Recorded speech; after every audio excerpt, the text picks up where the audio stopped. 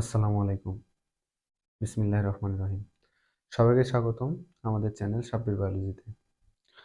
আজকে আমরা আলোচনা করব জটিল টিস্যুর আরেকটি কোষ ভেসেল সম্পর্কে।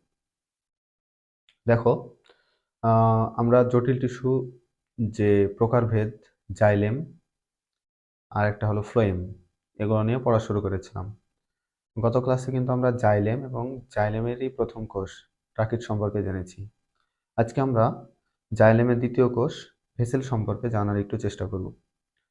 দেখো, ভেসেলের একটা আমি ছবি এখানে এঁকে রেখেছি, তোমাদের বই থেকে নেওয়া এটা।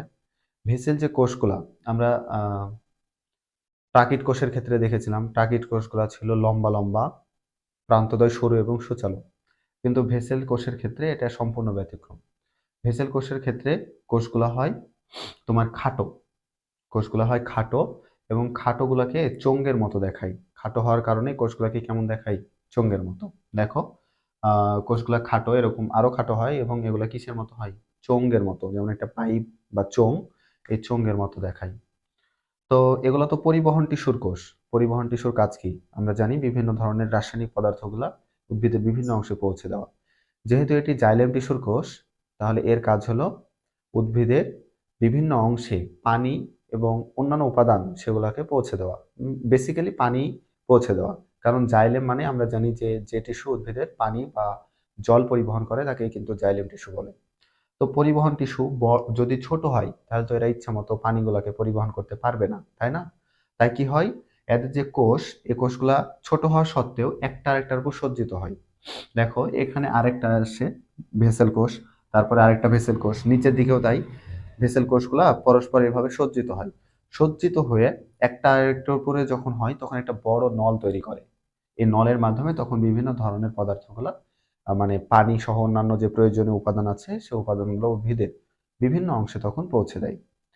এখানে মজার বিষয় হলো এদের ভেতরে প্রাথমিক অবস্থাতে প্রথমের দিকে প্রোটোপ্লাজম থাকে, কিন্তু পরিণত বয়সে যখন বয়স বৃদ্ধি পায় তখন এদের যে প্রোটোপ্লাজম আছে, এই যে দেখা যাচ্ছে যে প্রোটোপ্লাজম, এই প্রোটোপ্লাজমগুলো শুকিয়ে যায়। শুকিয়ে গিয়ে প্রোটোপ্লাজমহীন হয়ে যায়। এটা কিন্তু এমসিকিউ এর জন্য খুবই গুরুত্বপূর্ণ, যে এদের প্রোটোপ্লাজম কিন্তু থাকে না, পরিণত অবস্থায় প্রোটোপ্লাজম থাকে না, মারা যায়। তো প্রোটোপ্লাজম যখন মারা যায় তখন ভেতর দিয়ে বড় একটা কিন্তু নল তৈরি হয়। এই নলের মাধ্যমে কিন্তু তখন খুবই সহজেই পানি এবং অন্যান্য পদার্থগুলা সুন্দরভাবে পরিবহন হতে পারে। তাহলে কি বললাম? প্রাথমিক অবস্থায় এদের মধ্যে প্রোটোপ্লাজম থাকলেও পরিণত অবস্থায় এদের মধ্যে প্রোটোপ্লাজম থাকে না, প্রোটোপ্লাজমটা কি হয়ে যায়? হীন হয়ে যায়। এরপরে আসি আমরা এদের যে কোষ প্রাচীর আছে, কোষ প্রাচীরগুলা কি দিয়ে তৈরি? গত ক্লাসে ট্রাকিড নিয়ে আমরা পড়েছিলাম। ট্রাকিডের যে কোষের কোষ প্রাচীর ছিল সেটা ছিল লিগনিন দিয়ে তৈরি। এরও ব্যতিক্রম কিছু না, ভেসেল কোষের কোষ প্রাচীর হলো লিগনিন দিয়েই তৈরি। এখন ওর কোষ প্রাচীরের মানে পুরুত্বের উপর নির্ভর করে প্রাকৃত কোষের কিন্তু আমরা 5 রকম বাড়ি দিয়ে পড়েছিলাম, যাদের যে কোষ প্রাচীরের আকার আকৃতি 5 ধরনের হয়ে থাকে। কিন্তু ভেসেলের ক্ষেত্রে এদের যে কোষ প্রাচীরের পুরুত্ব আছে, পুরুত্বের উপর নির্ভর করে এদের হচ্ছে কোষ প্রাচীরের গঠনটা প্রায় 4 রকমের হয়ে থাকে। একটা থাকে না শুধু, ওটাতে 5টা ছিল, এটাতে 4টা। কি কি? একটা হলো সোপান আকার, সর্পিল আকার, কুপাঙ্কিত, আর হলো বলয়াকার। জালিকাকারটা থাকে না। তাহলে কি বললাম? সোপান আকার, সর্পিল আকার, বলয়াকার, কুপাঙ্কিত, এই 4 ধরনের এদের কোষ প্রাচীরের গঠনটা হয়ে থাকে। জাইলেম টিস্যুর ভেসেল কোষগুলা তোমার হচ্ছে কয়েক সেন্টিমিটার পর্যন্ত লম্বা হয়, কয়েক সেন্টিমিটার পর্যন্ত লম্বা হয়। তবে আহ বৃক্ষ বা বড় গাছ এবং আরোহী, আরোহী মানে যে সকল গাছগুলা অন্য গাছের সাহায্যে লতাপাতা ছড়িয়ে উপরের দিকে উঠে যায় সেগুলোকে বলা হয় আরোহী গাছ। বৃক্ষ এবং আরোহী গাছের ক্ষেত্রে এরা কয়েক মিটার পর্যন্ত লম্বা হতে পারে। তাহলে আমরা একটু মনে রাখবো, ভেসেল কোষগুলা উদ্ভিদের ক্ষেত্রে কয়েক সেন্টিমিটার পর্যন্ত লম্বা হয়, তবে বৃক্ষ বা আরোহী উদ্ভিদের ক্ষেত্রে এরা কয়েক মিটার পর্যন্ত লম্বা হতে পারে। লাস্টের দিকে চলে এসেছি, কোথায় কোথায় এদের পাওয়া যায়? নগ্নবীজী উদ্ভিদের মধ্যে শুধুমাত্র একটা উন্নত জাতে এদেরকে পাওয়া যায়। বেসিক্যালি নগ্নবীজী উদ্ভিদে এরা থাকে না, তবে একটি উন্নত জাত নিটাম, এই নিটামেই শুধুমাত্র এই যে ভেসেল কোষগুলা থাকে। তাহলে কি বললাম? যে এই যে ভেসেল কোষগুলা নগ্নবীজিতে সেরকম ভাবে থাকে না, তবে নগ্নবীজের একটা উন্নত জাত আছে যেটা নিটাম নামক জাত, উদ্ভিদটার নাম হলো নিটাম। ওই নিটাম উদ্ভিদে এই ভেসেল কোষগুলা দেখা যায়। এটা খুবই গুরুত্বপূর্ণ একটা এমসিকিউ এর জন্য। তাহলে কোন উদ্ভিদে পাওয়া যায়? নিটামে পাওয়া যায়।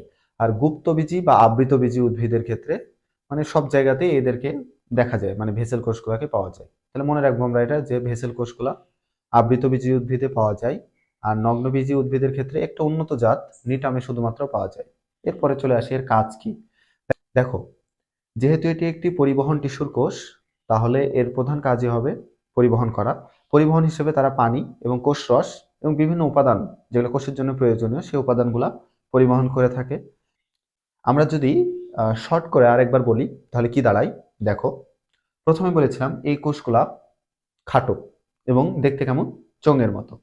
একটি মাথার উপর আরেকটি সজ্জিত থাকে, তখন একটা বড় নল তৈরি হয়। এই নলের মাধ্যমে পানি এবং খনিজ লবণ তারা কি করে? পরিবহন করে। প্রাথমিক অবস্থাতে এদের প্রোটোপ্লাজম থাকলেও পরিণত অবস্থায় এদের প্রোটোপ্লাজমটা মৃত হয়ে যায় বা শুকিয়ে যায়, প্রোটোপ্লাজমহীন হয়ে যায়। তখন বড় নলের মাধ্যমে এরা বিভিন্ন ধরনের পদার্থগুলো তখন পরিবহন আরো ভালোভাবে করতে পারে। এদের কোষপ্রাচীরের পুরুত্বের উপর নির্ভর করে কোষপ্রাচীরের গঠন 4 ধরনের হয়: সর্পিলাকার, সোপানাকার, বলয়াকার, আর হলো কুপাঙ্কিত। জালিকাকারটা থাকে না। এদের কোষপ্রাচীর ও লিগনিন দিয়ে গঠিত। এরা উদ্ভিদের ক্ষেত্রে কয়েক সেন্টিমিটার পর্যন্ত লম্বা হয়, তবে বৃক্ষ বা আরোহী উদ্ভিদের ক্ষেত্রে এরা কয়েক মিটার পর্যন্ত লম্বা হতে পারে। তারপরে এদেরকে কোথায় পাওয়া যায়? কোন কোন উদ্ভিদে এদেরকে পাওয়া যায়? এদেরকে আবৃতবীজী বা গুপ্তবীজী উদ্ভিদের প্রতিটা জায়গাতেই পাওয়া যায়, তবে নগ্নবীজী উদ্ভিদের শুধুমাত্র একটি উন্নত জাত নিটাম নামক উদ্ভিদে পাওয়া যায়। এর কাজ কি? কাজ হলো অঙ্গকে দৃঢ়তা প্রদান করা, পানি এবং খনিজ লবণকে পরিবহন করা। এ হলো আমাদের তোমাদের জাইলেম টিস্যুর ভেসেল কোষ। আশা করি সবাই বুঝতে পেরেছো। যদি ভিডিওটি ভালো লাগে সবার মাঝে ছড়িয়ে দাও, সবাই যেন উপকৃত হয়, এটা আমাদের কাম্য। ভালো থাকো, সুস্থ থাকো, সবার মঙ্গল কামনা করি। আল্লাহ হাফেজ, আসসালামু আলাইকুম।